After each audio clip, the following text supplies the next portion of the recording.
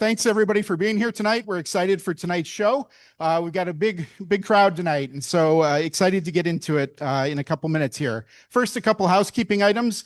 Want to say thank you to our venue, the Olympic. Great space. We love being here, and it's a fantastic venue for this type of event. We also want to thank our supporting sponsor, Star Entertainment, as well as the Cedar Rapids Area Association of Realtors. I'd like to welcome Kevin Plotz to the stage to say a couple words. This one. Thank you, Zach. What a great crowd. Thanks for showing up tonight, guys. This is the best crowd I think we've had for Pints and Politics. So thank you very much for showing up.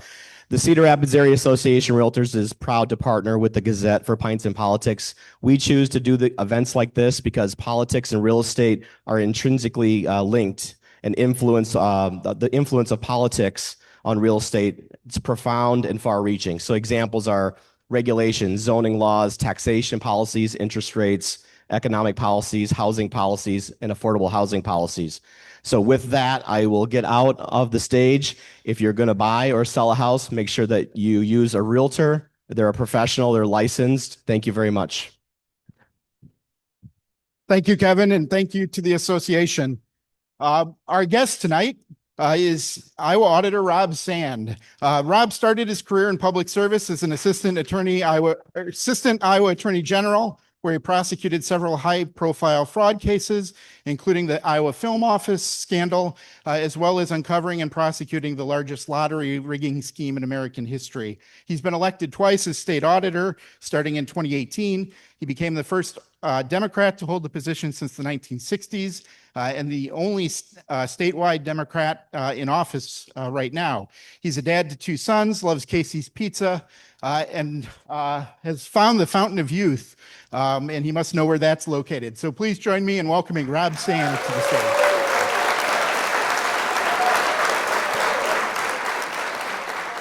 Thank you for being here. Hi, friends. And enemies too.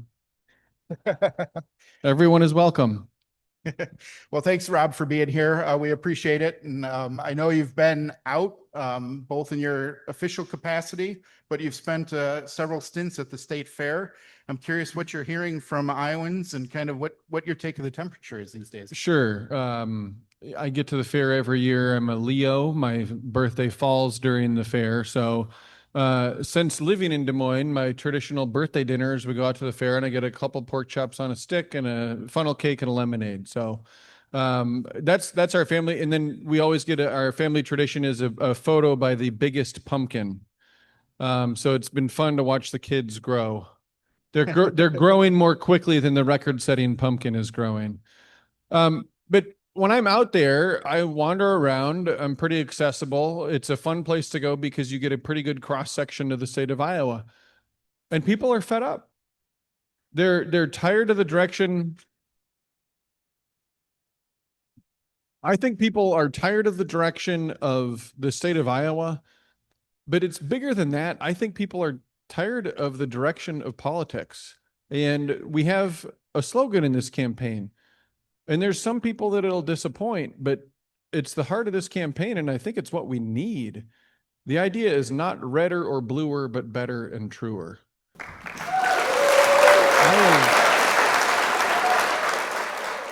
I have had enough with partisanship.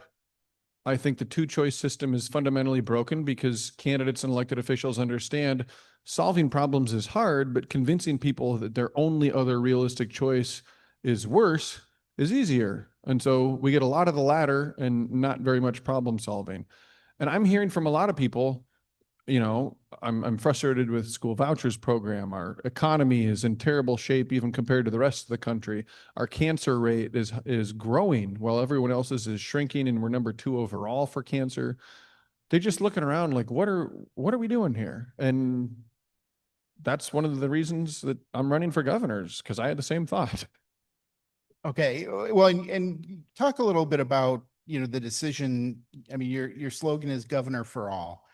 What went into the thinking there, and why, you know, emphasize that? So a piece of that comes down to my faith. I think that we are supposed to love our neighbors and love those around us. We should treat everyone with respect and recognize that everyone is a child of God. And there's a lot of people in this state who have not been heard, who have not been listened to, who have not had their lives reflected in our policymaking in the state of Iowa. And I want to be a governor for all of those people who feel like they have not mattered. At the same time, there's also a simplicity of this, which is I've been on the phone with tech support or customer service. So have you. We have all had experiences where we didn't get what we wanted. And sometimes we're angry about it because the person doesn't even seem to listen. But raise your hand if you've had a customer service interaction where you didn't get what you wanted, but you were okay with it because you tell that the person was making an effort. Yeah. Is an effort too much to ask from our political leaders? Is an effort too much to ask from the people who have positions and trust and power over our society, who are supposed to be leading our state in a direction that is good for all Iowans? No. And so to me, it's not about a fiction. It's not that we're all going to magically quit disagreeing on issues. It's about the idea that we can actually trust someone who's out there doing 100 town halls, telling people in advance that I'm coming, and listening to people and engaging with them and asking them questions. And I know at a certain point, there's decisions to make, there's positions to take. But if we have a process where people are actually feeling listened to and feeling like they matter in that process, number one, we will get better results because we're listening to more people.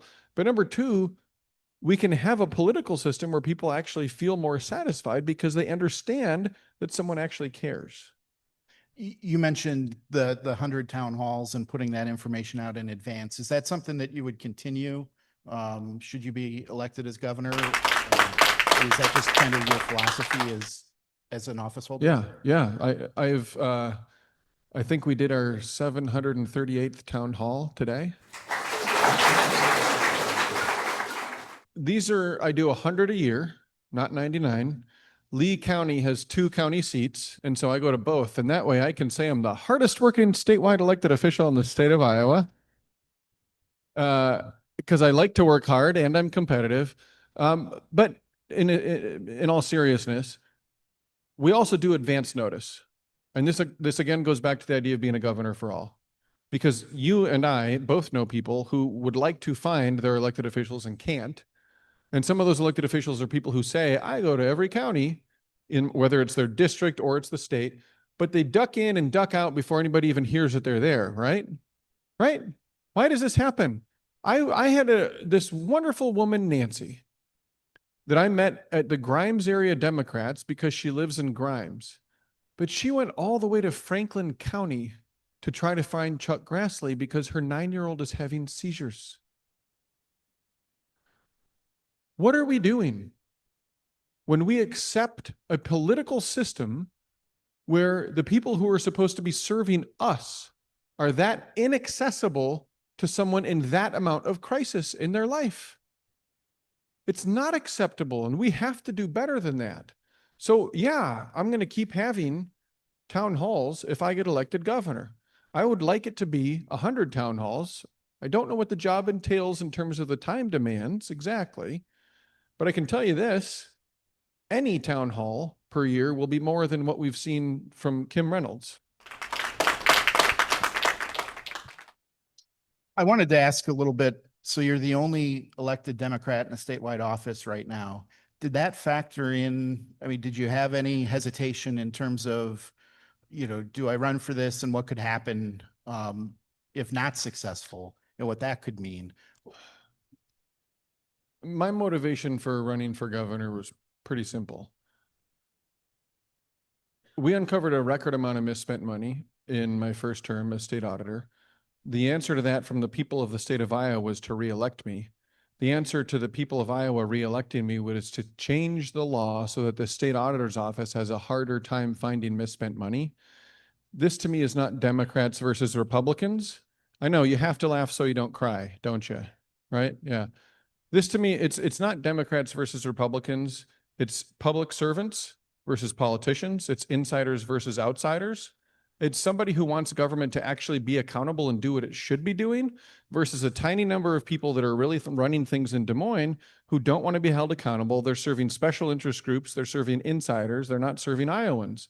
And I want to have accountability, period. To me, the party affiliation piece of it, I'm sorry if this disappoints you, but I don't really like political parties. I think that we should decide what we believe after, number one, figuring out what is true about an issue, which is a difficult thing to do. And then once we know what we believe is the truth, deciding what is the right thing to do. And we shouldn't be looking around and saying, oh, is that what people who are wearing the same color shirt as me are saying? Well, then I guess that's what I'll say too. That doesn't make sense to me. We have this system that pushes us to pretend that there's only two ways to think. We all know that that's not true. And we should have a system that reflects that, where the Democratic and the Republican parties should not have special privileges where they get to dictate our choices to us on the ballot box. So you mentioned the bill or the law that's in effect that took some of the powers of the state auditor office away. Would you reinstate that, those powers, regardless of who's in that office? I mean, and I want to illustrate this for folks. Okay, there's two ways to understand how dumb this law is.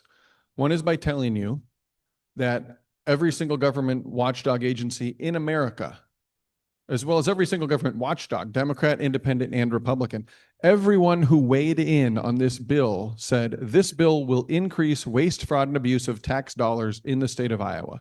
They passed it into law despite 100% of people who were experts on this saying no.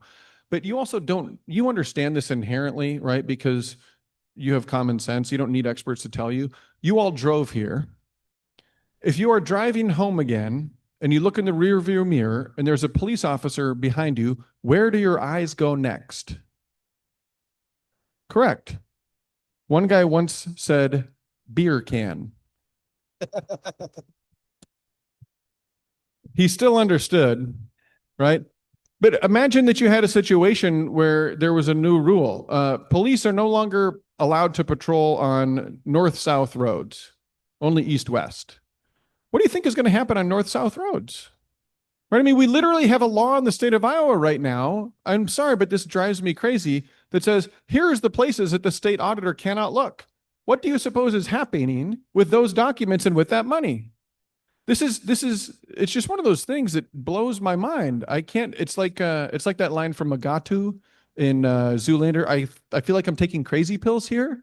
Like, how can you think that this is an acceptable thing to do? This is probably one of the dumbest things that you could possibly imagine. This to me it's like a red flag. It's a fork in the road. Iowa, we can keep going down the path of one party control, but we know at this point, we know the phrase, right? Power corrupts and absolute power corrupts absolutely. And now we can say, and in Iowa, that takes 10 years. Now, I'm not here to tell you that if you think that your only problem is that it is the wrong party that has total control of the state of Iowa, I invite you to visit California or New York. They have problems there. They have had one party control for a long time.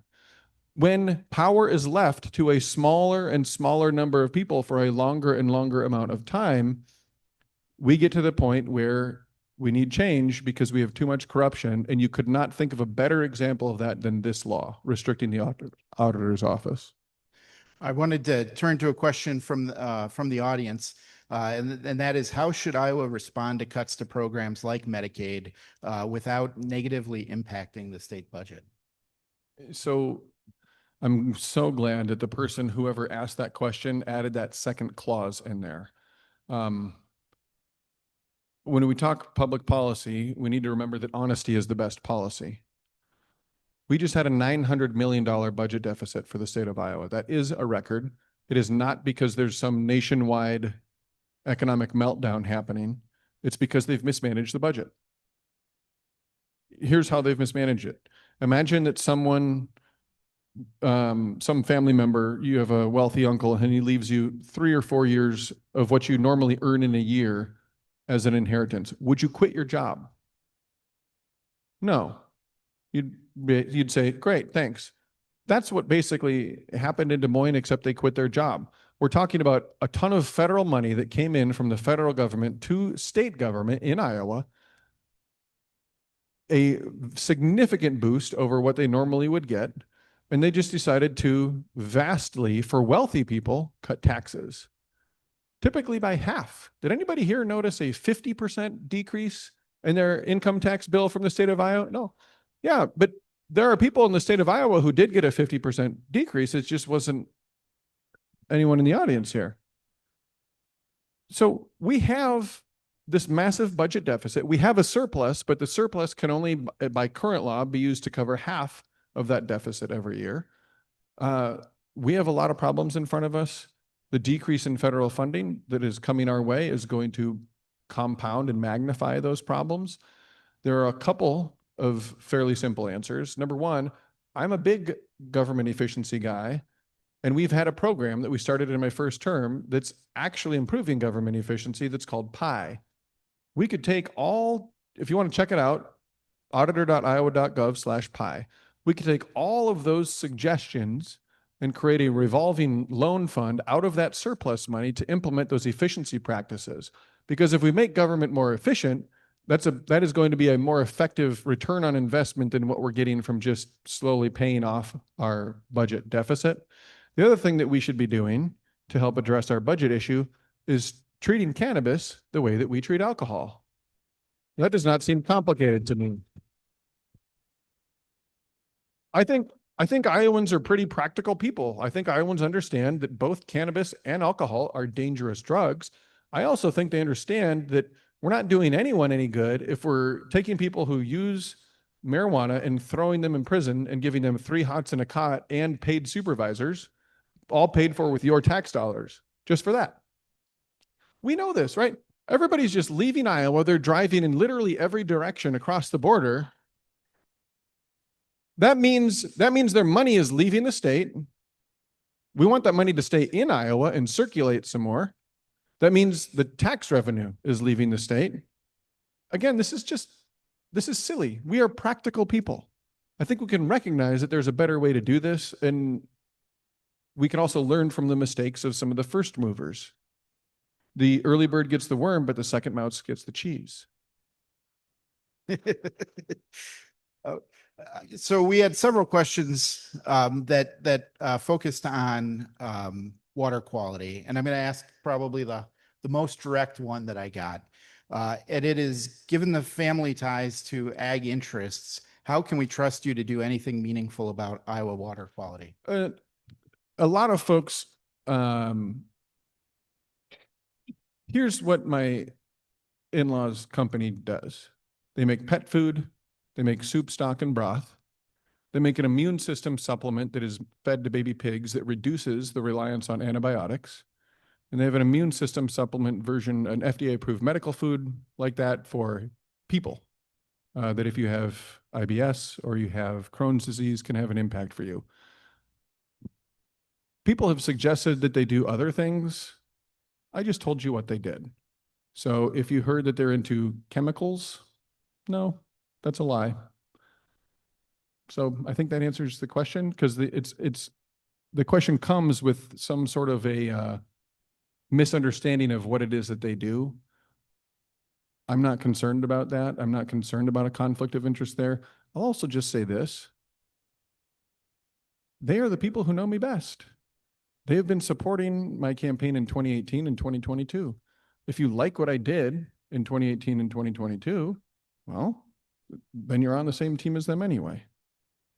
So maybe play that a second way. What will you do as governor to protect Iowa's water? Sure. For starters, something, which would be a change. And let me add to the specifics on that. Although my staff has warned me that my answers oftentimes are too long. But I'm a prosecutor by nature. I don't want to just give you a conclusion and be like, trust me. I want to lay out the evidence for what leads me to my conclusion. Right now in the state of Iowa, the legislature has defunded nitrate monitors from 80 to 20. They have defunded 500 water quality monitors across the state of Iowa. Their answer to this problem is to stick your head in the sand. Nope, no problem here. And in fact, there was a Des Moines Register article I probably shouldn't say those words. It's okay. It's okay. Okay. I'll try to be more careful. There was a newspaper article in more Western Iowa that just talked to legislative leaders who all said, no, I don't think we're going to do anything about that. I think we probably should do something about that. How many of you think we need to have more than 20 beaches closed at a time before we have a water quality problem? Yeah, this is ridiculous.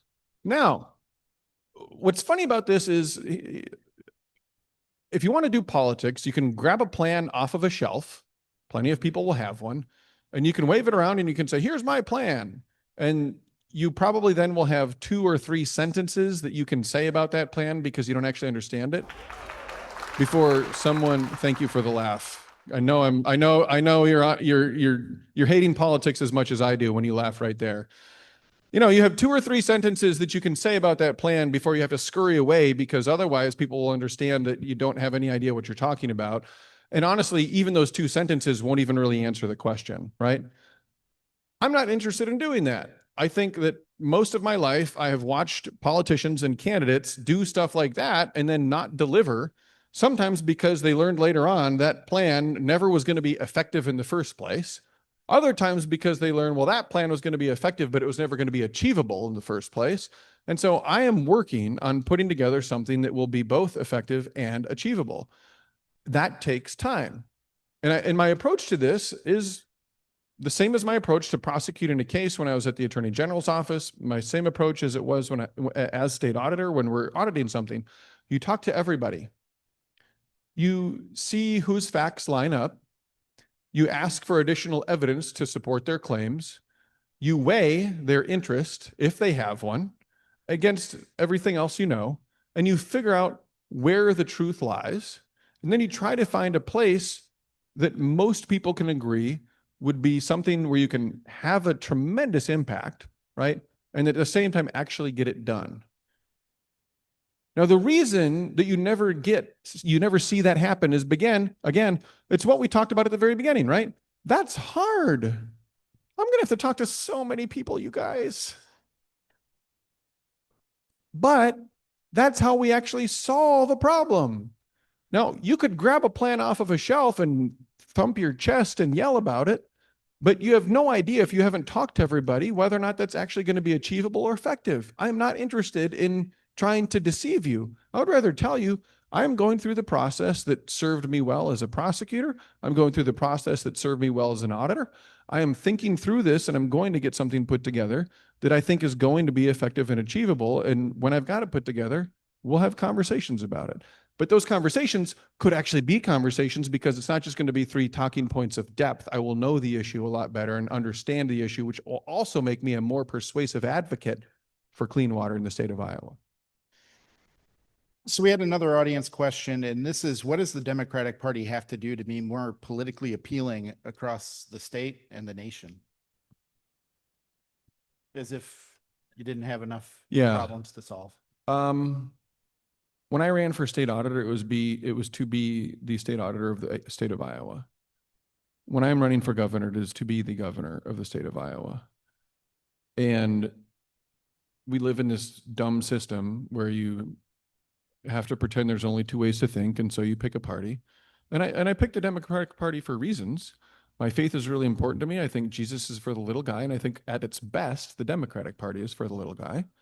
And I remember watching Bill Clinton balance the budget and use some of the surplus to pay down the debt and thinking, thanks.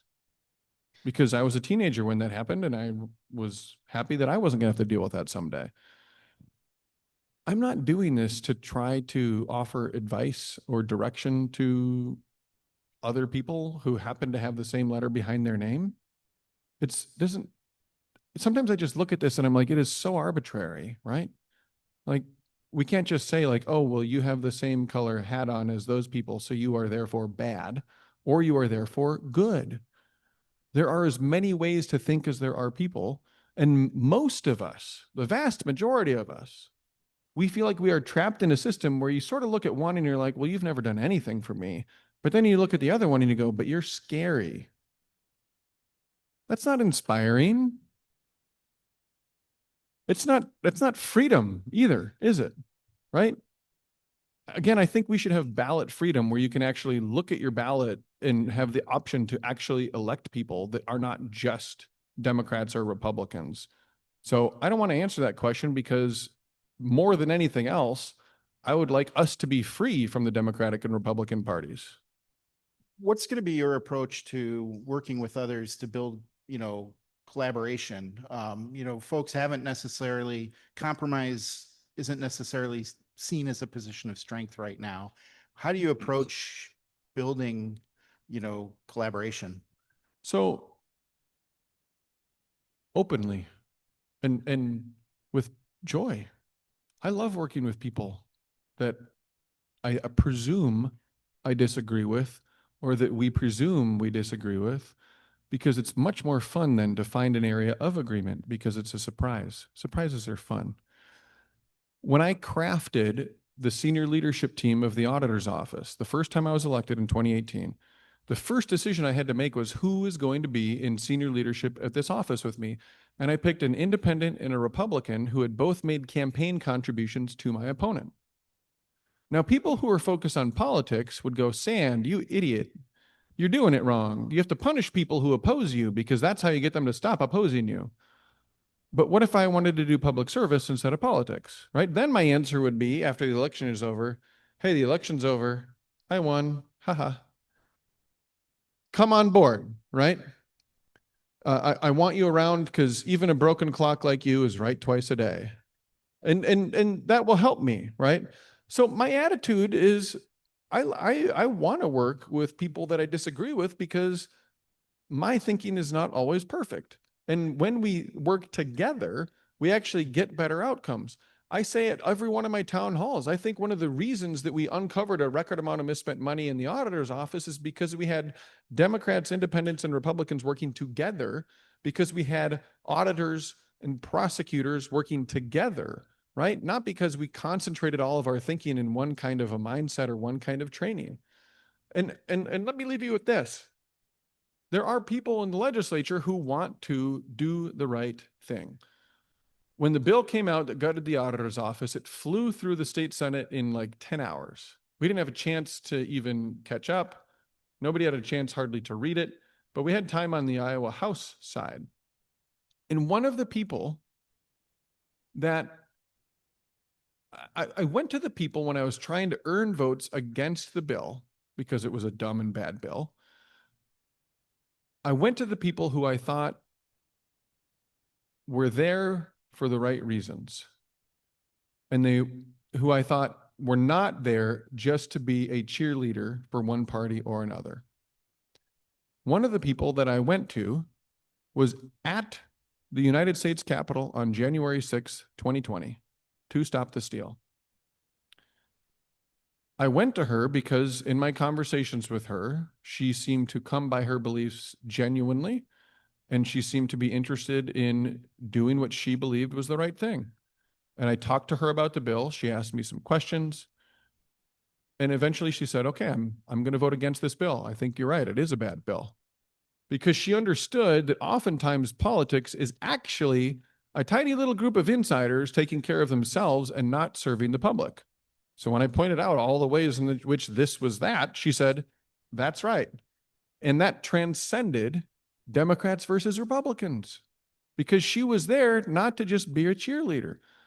Now, and I want to tell you a wonderful story about this person. The day before the vote, she reached out and she said, I know I told you that I was going to vote against this bill. Since then, a lot of people have been talking to me about it, and they're putting a lot of pressure on me to vote for it, and they've made some good arguments. And I'm praying about this because I'm not sure what the right thing to do is. And I wanted to tell you that in case I vote for it tomorrow, you understand that that's where I'm coming from, and it's not that I lied to you. Raise your hand if you want to be represented by someone with that level of integrity. Yeah. I just said, thank you for reaching out. I can't tell you how much I appreciate it. I am happy to answer any of the things that you've heard from other folks about this bill. You'll do what you have to, but let me know what they're saying and I'll give you my response. And she did that. And it almost at that point wouldn't matter how she ended up voting. She did vote against the bill, against the leadership of her party, as did 5 other members of the Iowa House. So to me, again, we have these 2 powerful parties that are driving us to hate even people that we love. Right? Raise your hand if your family get-togethers have gotten more difficult in the last 15 years. So if we instead say to these political parties that are run by people that we have never met, who make a great living off of doing this, if we instead say to them, we are going to make Thanksgiving fun again and reject your divisiveness, we can find people who will work together, even across big disagreements, in situations where it's the right thing to do. All right, Rob, I want to be respectful of time, but I also wanted to ask one more question. You've got campaign colors on your signs, green and orange. There aren't a lot of political campaigns that I've seen lately using those colors. You've also, you sing at some of the camp or the sing. Yeah, we okay, sing. That's true. That's fair. Point made. Nobody wants to hear me do that. But I'm curious, why do you go through these? Are these intentional, decisions that you're making, and kind of what's the psychology there? So if you want to be in a 2-choice system and you want to say, I'm in the middle, I suppose you could be a Democrat that features red or a Republican that features blue, right? We don't have red and blue because I'm not really interested in either. And the singing to me is actually really important. What's more important is that before we sing, we have people raise their hand for whichever political party they belong. Like, you know what? We're just going to do it right now because this is a public event. Absolutely. Right? Raise your hand if you are, and we're going to clap for you. So this isn't a trick. Just raise your hand if you're a registered Republican voter. Okay. Applause for those folks, please. Thank you for being here. Raise your hand if you are a registered independent voter. Okay. Applause for those folks. And then just to be fair, let's clap for the Democrats, right? It's probably most of our folks here. And now that we know that we are in mixed company, now that we know that we are a group of people who a lot of people want to hate us, they want us to hate each other, let's reject that and take about 50 seconds and sing the first verse of America the Beautiful. It starts, "Oh, beautiful for spacious skies, I will not kick us off." But anyone who wants to just get a good, strong note to get us going can kick us off and we'll sing. All right. And we put I'm putting the microphone down.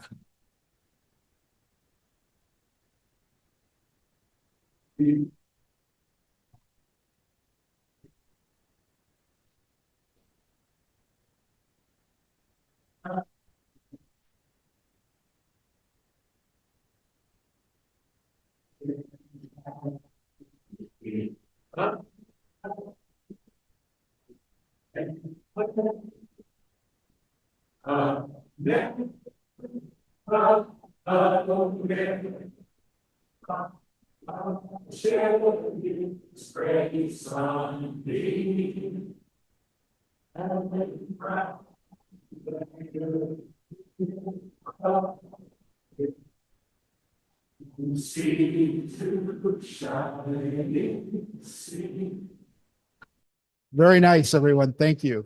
Rob, that is, I appreciate you being here. Yeah. That is a first for Pints and Politics. I thought that was lovely. I did not plan to do that, but this is a really nice venue with some nice high ceilings. And we've got a good crowd, so I thought it would feel good. I thought it would sound good, but did that not feel good? Did it not feel better because before we sang, we said, "Hi, I'm a Democrat. Hi, I'm a Republican. Hi, I'm an independent." Didn't that make it feel better? If we can have those moments, we start with one moment like that, and then we find a few more, we can find our way through the divisiveness and the bile and the anger that is defining the politics that we have right now to a place where actually, again, we are not focused on redder or bluer, but focused on better and truer. All right. Well, Rob, I appreciate you coming by today. Thank you for taking the time. It was great to see you. Yeah. Everyone, give one more hand for Rob Sand. Thanks, everybody. I should tell you to visit robsand.com. All right. We're going to do a quick reset here as Rob goes. And, we're going to flip gears here, and we are going to welcome the Gazette panel tonight. Join me in welcoming Gazette columnist Todd Dorman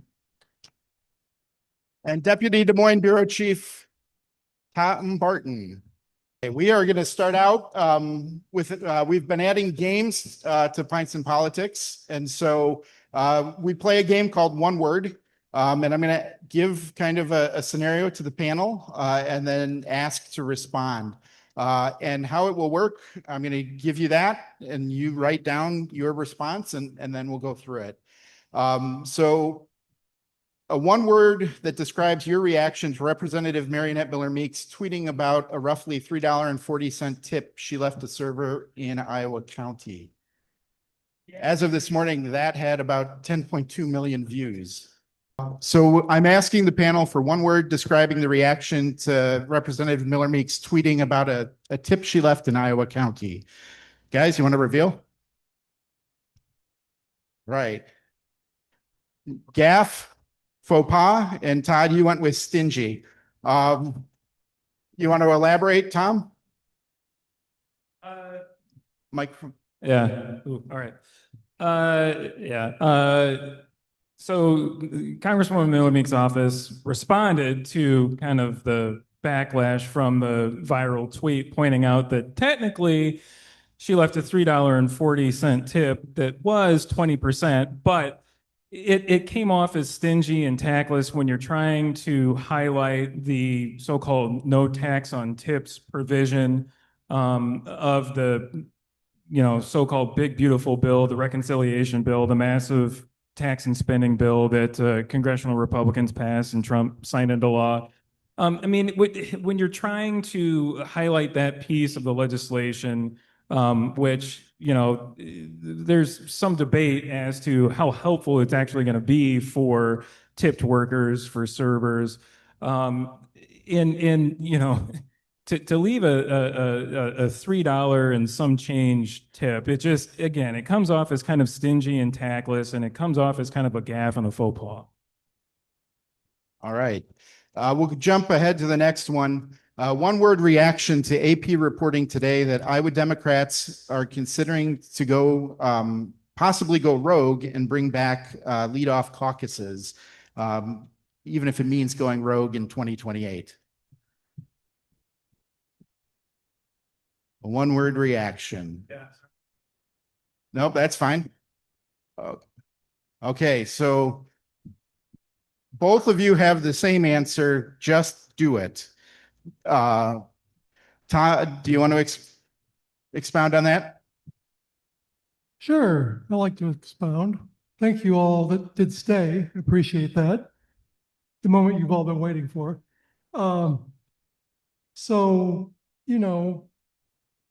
The Iowa Democrats should basically set a caucus date for 2008 in early January, and then pop some popcorn and sit back and watch the fun, because the DNC and New Hampshire and everyone else is going to have to deal with that. And we're supposed to have the first caucus. Our state law says it. So there's really no reason to survey or ask or, mull it to death. Let's just do it. Yeah. Well, and to add on to that, I mean, New Hampshire went rogue this last cycle. They held an unsanctioned primary and there were no repercussions for them. I mean, they didn't get sanctioned by the DNC. So why the hell wouldn't you? I mean, we saw the repercussions of what happened this last cycle. Todd mentioned state law. State law says that Iowa caucuses have to go first, right? And so to meet the state law, they did that. They held caucuses, but it was just an organizational one. They left out the presidential nominating portion of it, right? So that they didn't run afoul of DNC rules. So they, wanted to have it both ways, right? Still abide by state law, but at the same time not piss off national Democrats. But look what happened. All the media attention, was centered around the Republicans. And it was Democrats having to counter, all of that. All the attention was on the Republican candidates and the Republican narratives. And Democrats, I don't know, for lack of a better term, were kind of left flat-footed and having to counteract all of the advertising and all of the money coming in, flooding into the state to support Republican candidates. Democrats were just kind of, left there, and nobody was paying attention to them. Nobody's paying attention to,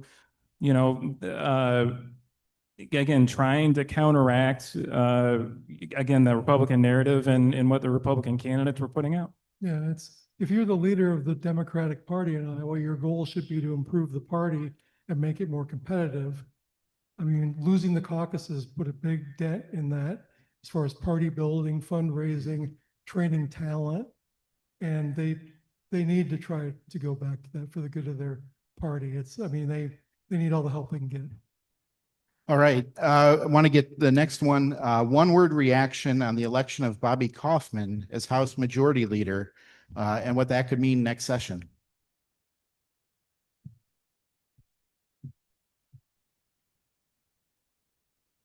Okay. Tom, ready? Okay. So Tom, you went with confrontation, and Todd, you went with mistake. I'll let you, Tom, we'll start with you, and then I'll ask both of you, kind of just expand on that a little bit. Yeah, so I chose confrontation because when Governor Kim Reynolds vetoed the eminent domain pipeline bill, the response from Bobby Kaufman, who was a big supporter and a huge champion of that legislation, and was one of kind of the key figures in the House Republican caucus that, pushed that forward. It ended up, anyway, his response to the governor's veto was that he vowed to work to kill every single piece of legislation that has her name on it, and said, quote, "Her days of legislating, as far as I'm personally concerned, are over," and then also called her Bruce Rastetter's errand girl, referring to Summit Carbon Solutions owner. So that's why I chose confrontation. Well, I chose mistake. One job of a majority leader is, of course, to be political, to explain the political arguments for what you're doing, to attack the other party, things like that. That is part of the job. But it's also, you're sort of like a train conductor. You have to, make sure the agenda is moving, the right parts are moving at the right time. You've got to, make sure you've got the votes before you bring something up to the floor. So Bobby's not so much of a train conductor as he is like a bomb thrower who would like derail the train just to, make some sort of point. So, but if he brings the double bird back, I guess that'll be something interesting to see on the House floor. Are you gonna have to explain that to people? Oh, I don't know. He gave a speech a couple of years ago in the rotunda where I forget exactly what he was talking about. It was about the Convention of States. Yeah, the Convention of States. Convention of States. And he said something about who did he flip off? The socialists, and I forget, he had a list of people, and then Double middle finger. double middle fingered. So yeah, and luckily there was one TV station that got a photo. So All right, we'll do our last one in this game of one word. One word of what you think Iowans should make of Iowa's straw poll results from the state fair, showing Eddie Andrews with the most votes in the gubernatorial straw poll and Zach Walz emerging as a winner in the Democratic Senate primary. Okay, we ready? Okay, Tom, you went with unreliable, and Todd, you went with useless. I I think useless is fairly self-explanatory, but Tom, do you want to expand? It's a unscientific poll, right? I mean, it's just something that the Secretary of State's office does for fun, and does to encourage people to vote, to register to vote, to be politically involved. And it's just again a fun thing for people to do when they're at the fair and they're visiting the Secretary of State's booth. To drop well, I guess they do it online now. In years past, I guess you would put like a kernel of corn in a jar or something. Anyway, I mean, it's just a fun thing for the Secretary of State's office to do again at the state fair, and an opportunity for them to use it to show some sort of indication as to how Iowans feel about the candidates who are running for the various offices that year. But again, it's not a scientific poll. You're just sampling those people who happen to be at the state fair and those who happen to feel a particular way about a candidate, and the campaigns may or may not organize people to actually go and support them. So again, it's not a typical scientific poll that polling firms do, where they make sure that it's representative of the Iowa population as a whole. Yeah, it is. It is for fun. So I shouldn't be such a, toddy downer. Is that a thing? But you know what else is fun? Feeding squirrels. And I think that's where the corn should have gone. That's just my opinion. And on behalf of the squirrels, that's what they'd like also. All right. Well, we will, I appreciate both of you taking part in one word. We're going to take a short break, time to refresh drinks, and we'll get started shortly at after 7 o'clock. So thanks, everybody. Stick around. We'll be back. I hope you all feel refreshed and excited for the Gazette's Pints and Politics panel. Let's give a warm welcome to content editor and opinion columnist Althea Cole, Deputy Des Moines Bureau Editor Tom Barton, Insights and Opinion Editor Todd Dorman, and of course, our moderator, Zack Kucharski. All right. Thank you, Lachelle. Okay, we are going to get going with kind of the 3-minute clock rule that we instituted last time to try and stick to each topic for 3 minutes. And so if you could keep your answers brief, we will stick to the 3-minute rule. I wanted to start with water quality was a theme that we've talked about quite a bit here. And less than a year after the U.S. Environmental Protection Agency added segments of 5 Iowa rivers to the impaired waters list for nitrate, the same agency rescinded the decision. And I'm curious, what do you make of that? And is there a way to take the politics out of some of this and put it in the hands of scientists, or do you see a different path? Well, the EPA previously knew what was happening in Iowa. I think the new people running the EPA are completely out of touch. Otherwise, they wouldn't have announced that they're, taking them off the impaired water list right after, 600,000 people had to quit watering their lawns because of nitrate pollution in the Des Moines and Raccoon rivers. I'm sorry, I thought I had it. But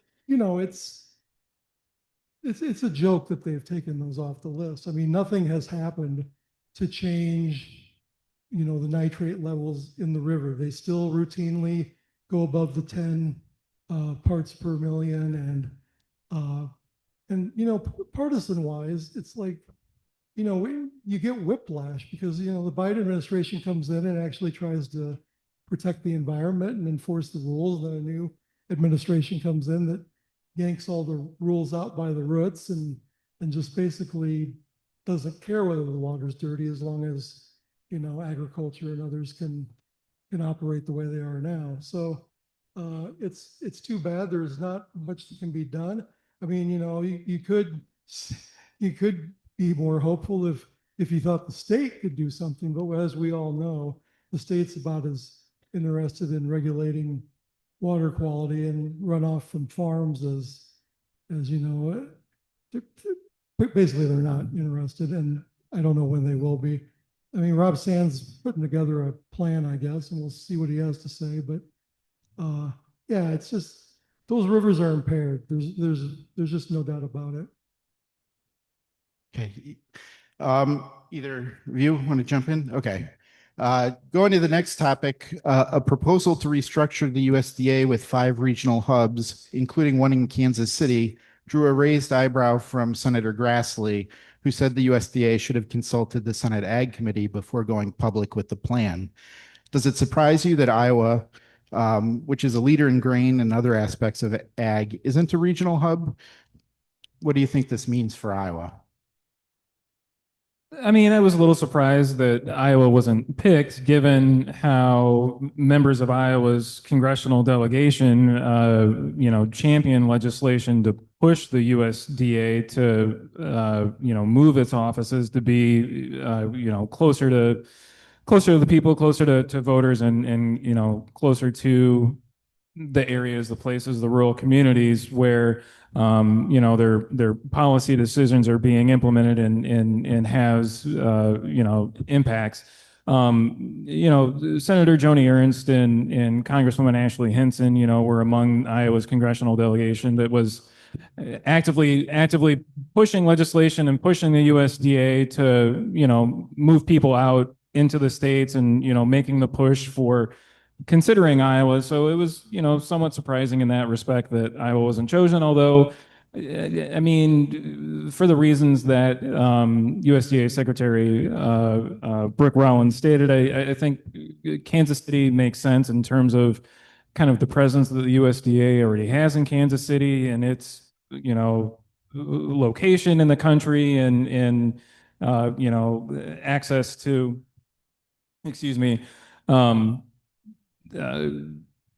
facilities and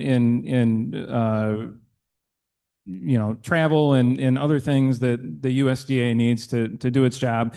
And Secretary Rollins, has said that there are other positions and other staff that potentially in the future will get moved to other states in the Midwest, including Iowa. So there's still the option, the possibility, while it won't be one of the regional hubs, that USDA staff could still potentially relocate to Iowa. I don't think it's a huge deal. I mean, it's not something that's really going to raise my ire or delight either way. As far as whether or not it sets Iowa back, I don't think it sets Iowa back a whole lot. I mean, to everybody else's point, there's a lot of existing infrastructure in Kansas City for federal government. That's not to say that there isn't existing infrastructure in Iowa that could be easily converted. But I mean, yeah, so many things going on. I'm not going to get all bent out of shape over this. This subject in particular, I remember I think it was either 2018 or 2019. I was at a town hall meeting for Senator Chuck Grassley somewhere up in Northeast Iowa. I'm thinking like maybe Fayette County or something like that. That was the first attempt of the Trump administration in the original Trump term to start moving USDA offices out to Kansas City. And one of these people that got picked for a question was just absolutely near tears. They don't even have a building yet, and you're going to move these offices. And people around her were like, they'll find a building. They'll find a building. So I think, if anything, I'm particularly like a little sensitive to the question of how I so strongly do not care, which is a little bit oxymoronic, just because I remember this person just winding herself up and getting all hysterical about moving to a city because they didn't have a building. They'll find a building in Kansas City. If they decide they want to move to Des Moines, I'm sure they'll find buildings in Des Moines too. I wholeheartedly support moving giant pieces of the Trump administration to other places. I was hoping President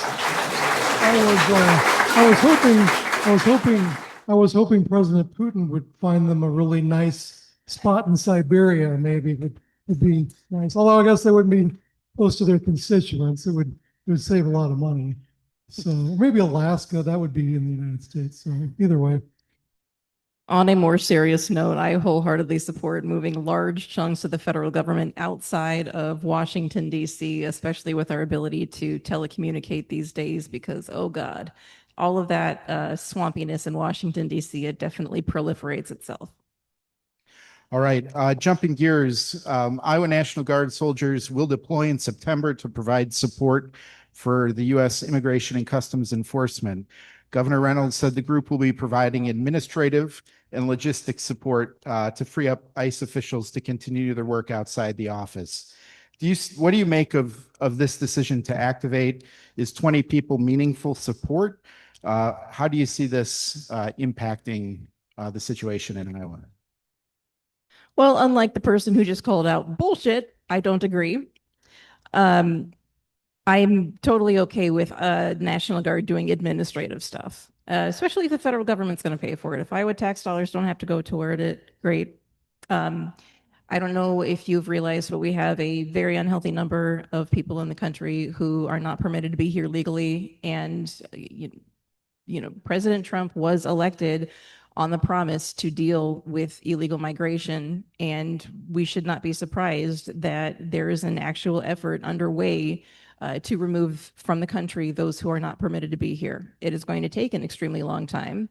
I did some calculations, and even if they do the very ambitious 3,000 people a day that was quoted at one point by Trump aide Stephen Miller, it would still take 10 years.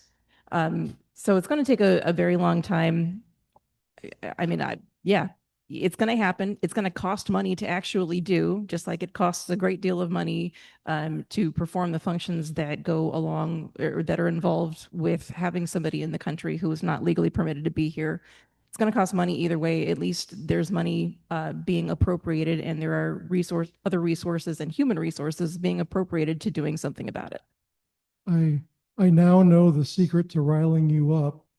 we just have to mention the president's immigration. What's his name again? Immigration guy in the administration. Stephen Miller, that's right.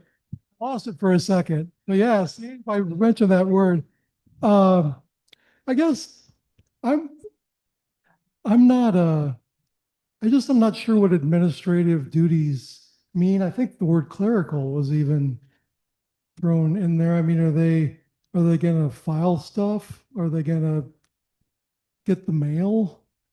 ICE's mail? Are they gonna take ICE uniforms to the dry cleaner and then pick them up again? I mean, I'm not sure this is the best use of our National Guard, but we have to play this sort of military drama that has been started, that we need troops to do everything because we're in this dire emergency. And I don't know, maybe the National Guardsmen are really glad to chip in, but I know if it were me and I got clerical duties, I don't know if I'd be so excited about that, or that, I don't doubt they're trained for any of that, but maybe it's simple stuff. I wanted to switch gears to tariffs, which has been a topic that has been in the news a lot. And so there's been some, reports that have come out showing that Iowa and Nebraska experienced the most significant real GDP declines for the first 3 months of 2025. And so the message that we've been hearing from politicians in a period of time where we have low prices, excess supply, is patience.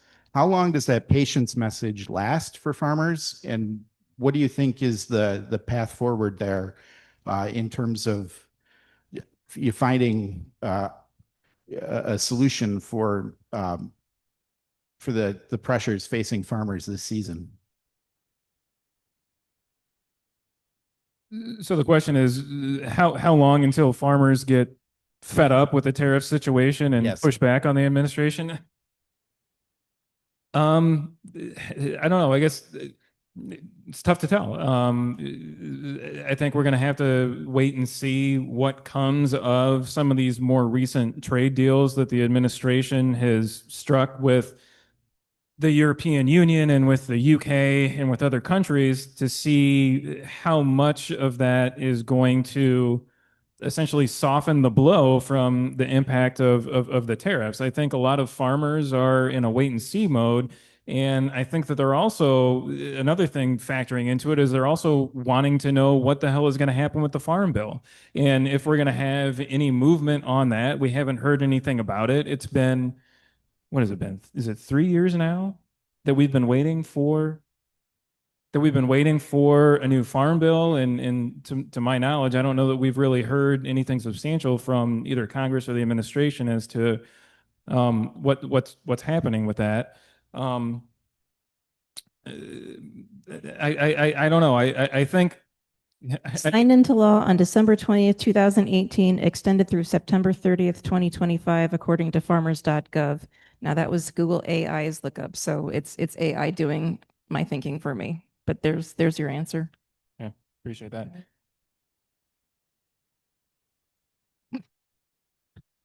I asked her if AI could write a farm bill real quick, but I am resistant enough to AI just to ask it a question about when a farm bill was passed. So don't make me go further down that hole.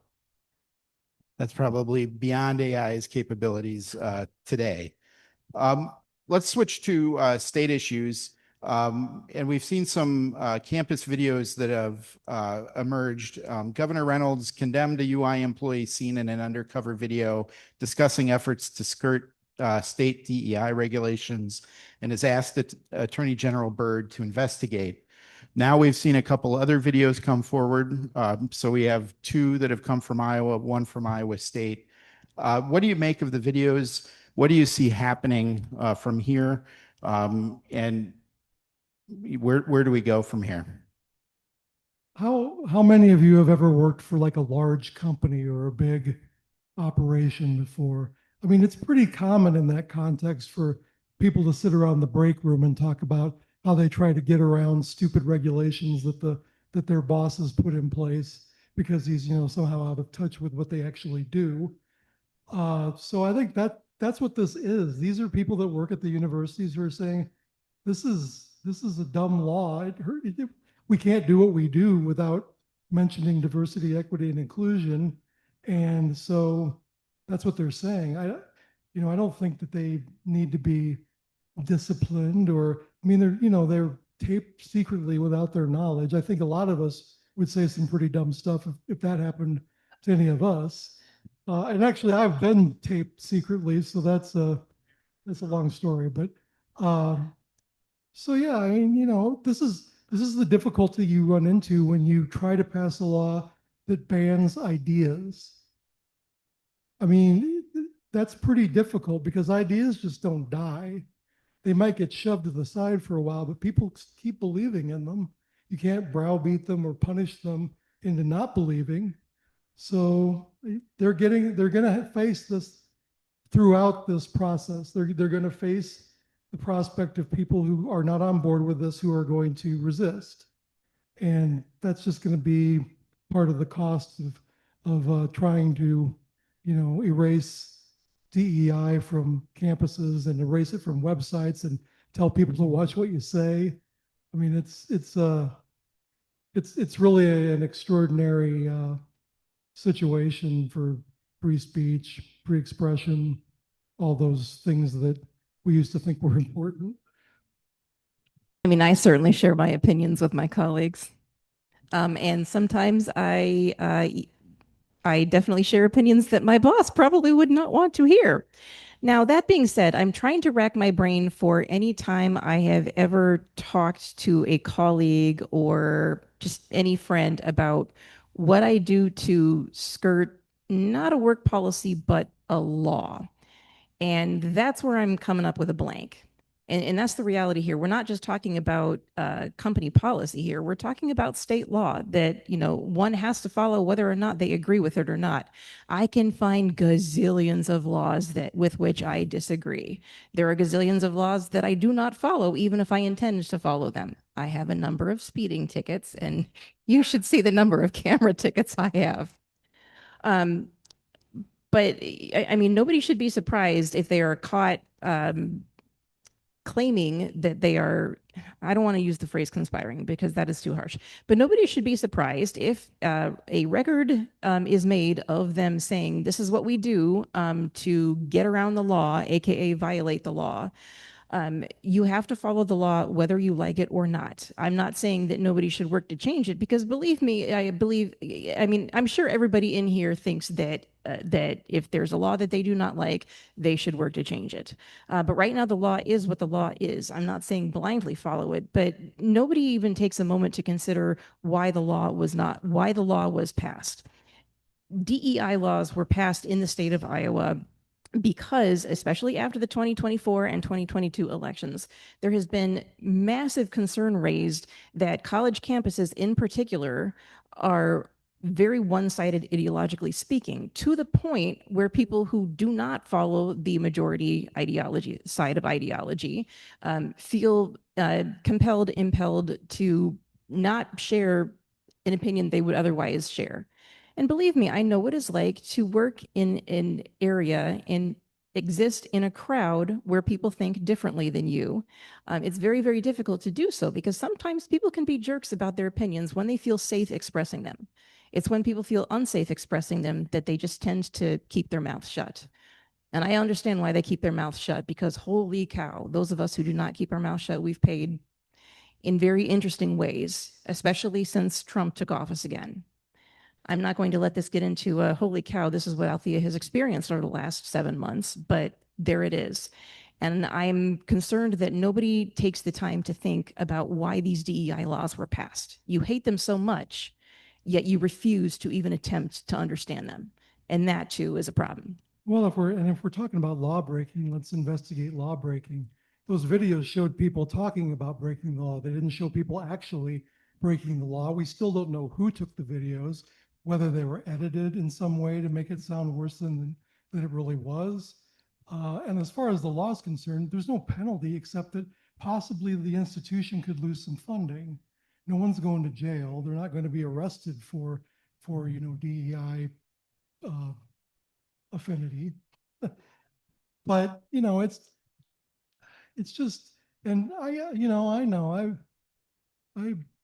I'm sympathetic to the position. I know a guy who writes his opinions all proud and mighty, and people don't like him. I mean, yeah, why don't you get a bigger ego there, Mr. Columnist? But yeah, so I get that, but I don't know that we needed to just decimate an entire way of thinking to make sure that people are comfortable expressing their political views. I think there could have been initiatives and efforts that could have accomplished that without, just this massive witch hunt and all of this political posturing. If it comes down to discomfort, then we certainly could have fixed discomfort. And yet, because people were careless enough to go sharing their opinions with people they probably didn't know that well, and openly, admit to doing what they can to get around the law. Forget the law for just a second here. What they're doing is saying, we have no respect for this. If anything, I'm sorry, I have the microphone. You need to be quiet. Well, you're not talking about anything. I'm talking currently. If anything,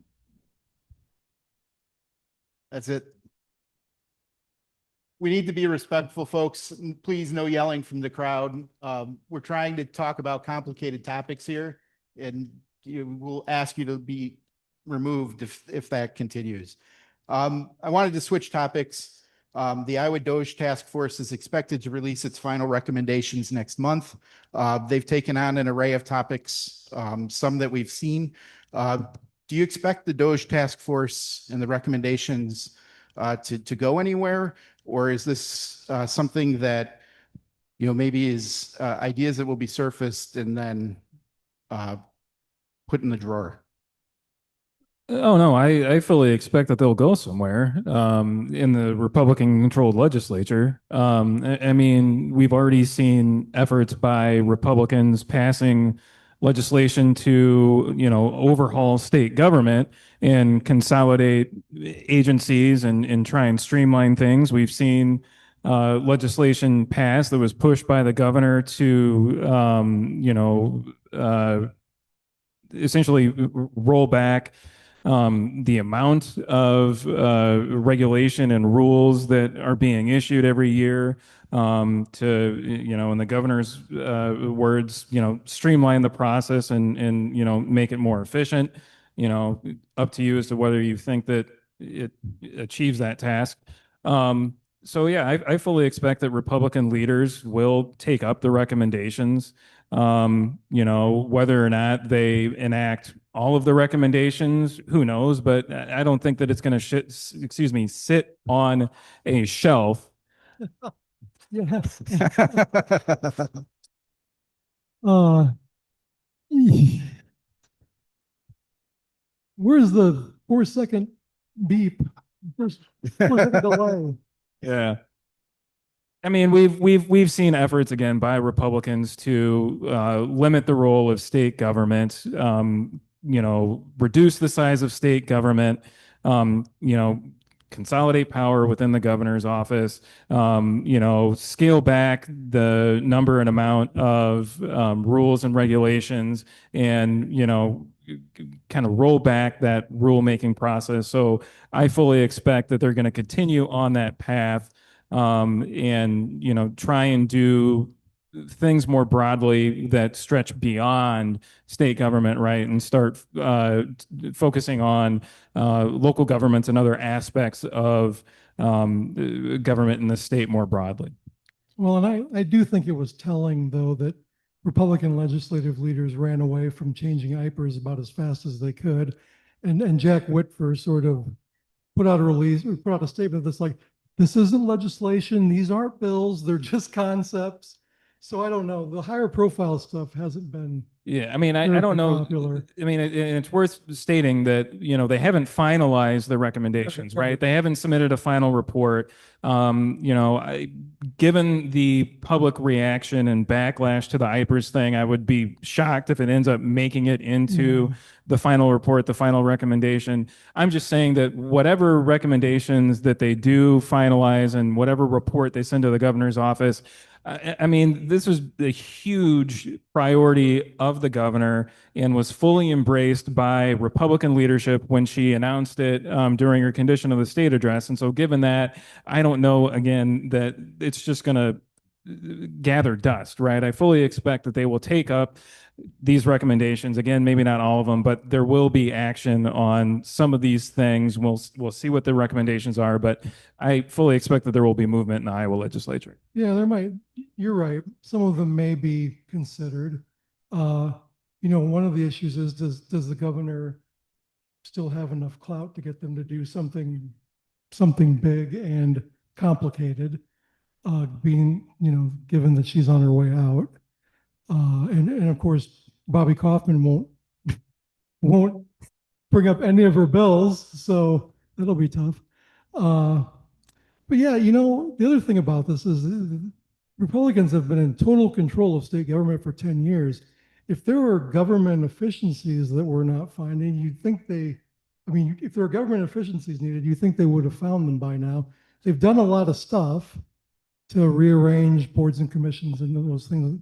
Like you said, I think in the end, this may turn out to be what it really was from the beginning. And that was sort of, hey, President Trump, your Doge is great. Look, we've got one of our own, even though we already had one, but we got, because the governor went to Washington and said, we did Doge before Doge was cool, but now we're doing Doge when it's cool too.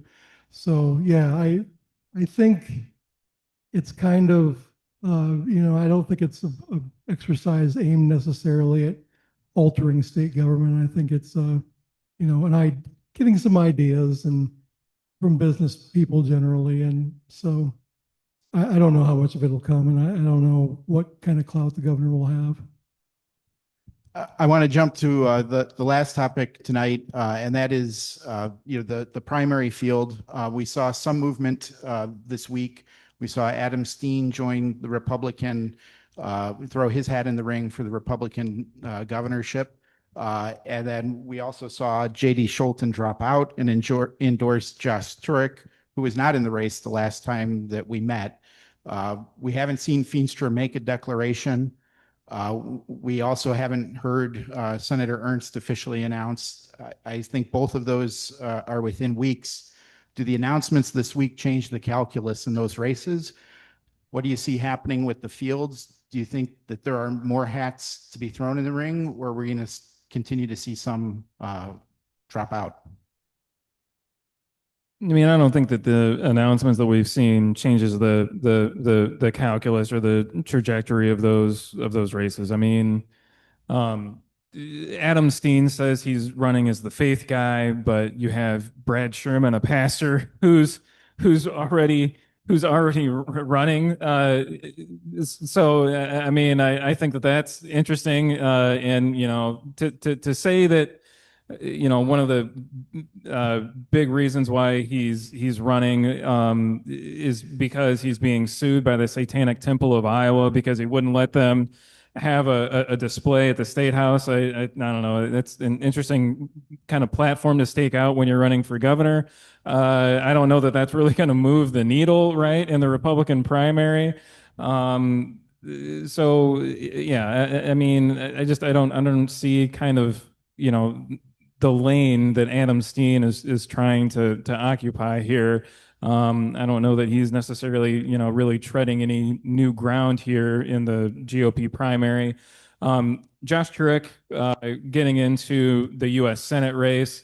I mean, I think it's a good thing for Democrats. I think he's a strong candidate for Democrats to run against Joni Ernst should she decide to run for re-election. I don't know that his entry or his foray, into the race necessarily changes Joni Ernst's thinking about whether or not, she should run for that race. I don't think she's, I don't think Josh Turek is going to dissuade her, right, as to whether or not she runs for re-election. It's going to be more what's happening on the national political stage and how much of a liability is it going to be for her, running again with the, we're all going to die thing hanging over her head. There are other calculations, factors, decisions that are going to weigh into that decision, and I don't think that Josh Turek is one of them. What was the other one? Is that it? I think that was everybody. Yeah. Oh, Lindsay James announcing that she's running in Iowa's 2nd congressional district against Ashley Hinson. Again, I think a lot of my comments are going to be the same as to what I said about Josh Turek getting in the U.S. Senate race. I don't think that Lindsay James jumping in really is, affecting or impacting Ashley Hinson's decision about her political career and her campaign. I would just say that Lindsay getting into the race, same thing as with Josh Turek, good for Democrats, a good candidate for Democrats to run in that district. Someone who has more name recognition than the other candidates who are running in the race, someone who has experience campaigning, someone who, has had a leadership role with the Iowa House Democrats, someone who has a legislative record, has an experience of legislating and developing policy and again, interacting with voters, someone who is able to fundraise, has a campaign organization in place, is able to establish grassroots support, all good things for a candidate when you're running against a, well-funded Republican incumbent who, last time, easily won re-election. So, for Democrats, it's good to have, again, somebody like Lindsay James to kind of put the pressure on Ashley Hinson and kind of we'll see where things go. I mean, now that the bench is getting bigger for Democrats, and this is the same thing for Republicans, you seem to have this embarrassment of riches as far as people stepping up until you realize, oh crap, some of these people we like to have in their current positions I think that was particular to a lot of people who support Eddie Andrews, who is a state representative in Polk County. He beat an incumbent in 2020 and has successfully gotten reelection in 2022 and 2024.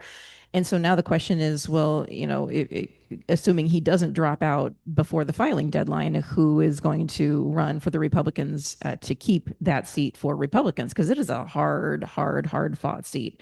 That being said, Republicans are also looking forward to seeing who they can get to run for Lindsey James' seat. And to see if they can pick that up for Republicans. So it works both ways.